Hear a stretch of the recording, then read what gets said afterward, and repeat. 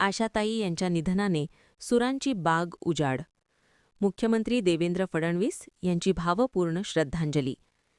3 वर्षांपूर्वी धडाक्यात 90 साजरी करणाऱ्या ज्येष्ठ गायिका, पद्मविभूषण, महाराष्ट्रभूषण आशाताई भोसले यांच्या निधनाचे वृत्त अतिशय दुःखद आहे. त्यांच्या निधनाने मंगेशकर घराण्यातील लतादीदींनंतर आणखी एक तारा निखळला आहे. सुरांची सुंदर बाग आज उजाड झाली. आशाताईंचा आवाज म्हणजे संगीताचा आत्मा होता. गायनातील बारमाही हिरवा ऋतू आणि भावभावनांचा सुरेल असा महासागर म्हणजे आशाताई. तोरा मन दर्पण कहलाए अशा भावपूर्ण गाण्यापासून खल्लासपर्यंत अनेक मूडची गाणी लीलया गाणाऱ्या आशाताई भोसले यांनी भक्तिगीत, भावगीत, नाट्यसंगीत, गझल, शास्त्रीय संगीत, रवींद्र संगीत, लोकगीते, पॉप असे अनेक संगीत प्रकारांचे गायन करताना त्यावर आपला वेगळा ठसा उमटवला. मराठी, हिंदी, बांगलासह 20 भारतीय भाषा आणि विदेशी भाषांमध्ये 12,000 वर गाणी त्यांनी गायली. महाराष्ट्रभूषणसारखा बांगला विभूषण पुरस्कारही त्यांना बहाल केला गेला. बदलांना सहजरित्या आत्मसात करणाऱ्या अशा अष्टपैलू गायिका पुन्हा होणे नाही. अलीकडेच जागतिक रेडिओ दिनाच्या कार्यक्रमात आम्ही सोबत होतो. त्यांनी आग्रह करून अभी न जाओ छोडकर हे गाणे माझ्याकडून गाऊन घेतले होते आणि पहा, मी मुख्यमंत्र्यांना गाणं गायला लावले असे म्हणाल्याही होत्या. त्या आशाताईंचा सहवास आता आपल्याला लाभणार नाही ही कल्पनाच करवत नाही. मी त्यांना भावपूर्ण श्रद्धांजली अर्पण करतो. त्यांच्या कुटुंबियांच्या आणि देशभरातील असंख्य चाहत्यांच्या दुःखात आम्ही सहभागी आहोत. आशा भोसले आपल्याला निवडून गेले, काय तुमच्या आठवणी आहेत? आज हा अत्यंत दुःखद प्रसंग आहे की मंगेशकर कुटुंबियातील दुसरा तारा आशा भोसलेताई यांचं दुःखद निधन झालेलं आहे. 92 वर्ष त्या जगल्या. त्यातल्या बहुतांश काळ वयाच्या 5व्या-6व्या वर्षापासनं संगीताची सेवा केली, ती अखेरच्या श्वासापर्यंत. या देशामध्ये सर्वात वर्सेटाईल गायिका म्हणून जर कोणाकडे पाहायचं असेल तर त्या आशाताई होत्या. आशाताईंनी तोरा मन दर्पण कहलाए अशा प्रकारचं क्लासिकल गाणं देखील म्हटलं आणि त्याचवेळी अतिशय आधुनिक खतुबासारखं गाणं देखील तेवढ्याच लीलया त्यांनी म्हटलं.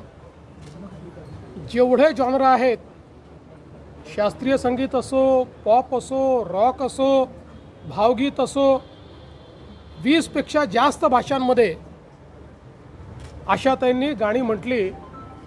आणि जगातलं हे वेगळं उदाहरण असं होतं की 90 वर्ष पूर्ण झाल्याबद्दल 90व्या वर्षी 3 तास कॉन्सर्ट करणाऱ्या आशाताई होत्या.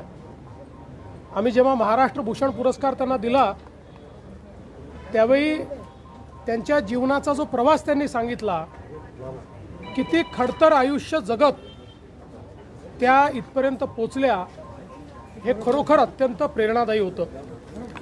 मला आठवतं की आम्ही रेडिओ जॉकीजचा जो कार्यक्रम घेतला होता त्या कार्यक्रमामध्ये आशाताईंनी मला 2 ओळी गुणगुणायला लावल्या आणि मग त्या ठिकाणी सांगितलं, बघा माझी शक्ती, मी महाराष्ट्राच्या मुख्यमंत्र्यालाही गायला लावू शकते. असं अतिशय जिंदादिल अशा प्रकारचं त्यांचं व्यक्तिमत्व होतं. कुठल्याही कार्यक्रमाची त्या ठिकाणी त्या कार्यक्रमाचा प्राण त्या असायच्या आणि सतत आशाताई हसतमुख आणि उत्साहामध्ये 90व्या, 91व्या, 92व्या वर्षी देखील त्यांचा उत्साह वाखाणण्यासारखा होता. आम्हाला ही पूर्ण खात्री होती की लतादीदींची तर आम्ही 100वी करू शकलो नाही, पण आशाताईंची 100वी निश्चितपणे करू शकू. पण दुर्दैवाने काळाने ती संधी दिली नाही. आशाताईंसारख्या सुविख्यात, जगप्रसिद्ध आणि ईश्वरीय आवाज असलेल्या एक आमच्या गायिका आमच्यातनं निघून गेल्या. मी त्यांना विनम्र श्रद्धांजली अर्पण करतो. त्यांच्या कुटुंबाच्या दुःखामध्ये आपण सर्व सामील आहोत. पूर्ण शासकीय इतमामामध्ये त्यांच्या कुटुंबियांशी चर्चा करून ते ठरवतील त्याप्रमाणे पुढचे सगळे विधी होतील. पण मला असं वाटतं की आज संगीताकरता आजचा दिवस हा अत्यंत दुःखद है. हिंदी में बताइए क्या कहेंगे. आशा भोसले हमारे बीच नहीं रही, क्या यादें हैं आपकी उनके साथ. ये पूरे भारत के लिए और विश्व के संगीत प्रेमियों के लिए बहुत ही दुख की बेला है. सबसे वर्सेटाइल आर्टिस्ट के रूप में जिनको जाना गया, ऐसी आशाताई भोसले, इनका दुखद निधन हुआ है.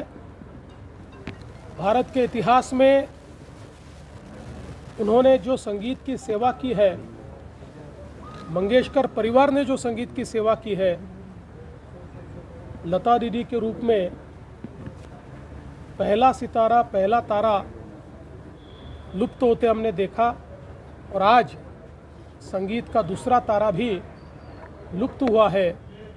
ये हम सबको इसका बहुत दुख है. बाल्य अवस्था से संगीत की सेवा करते करते 92 साल की उम्र तक लगातार उन्होंने सेवा की.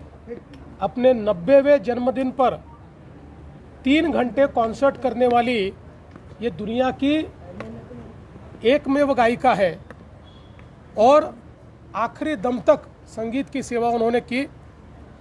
हम सभी लोग जानते हैं कि शास्त्रीय संगीत से लेकर पॉप, रॉक, सभी प्रकार की संगीत उन्होंने हम लोगों को दिया. सभी प्रकार के गीत उन्होंने गाए. विशेषतः आर.डी. बर्मन जी और उन्होंने संगीत को एक अलग जोन में पहुंचाने का काम किया. और ऐसी कोई भाषा नहीं है भारत की जिसमें उन्होंने गाने न गाए हो. 12,000 से ज़्यादा गाने 20 से ज़्यादा भाषाओं में उन्होंने गाए. इस प्रकार की एक गायिका कि जिनके सुरों में परमेश्वर बसते थे, उनका चला जाना ये भारत के लिए, हम सभी के लिए बहुत बड़ी हानि है. उनके परिवार के दुख में हम सब लोग सम्मिलित हैं.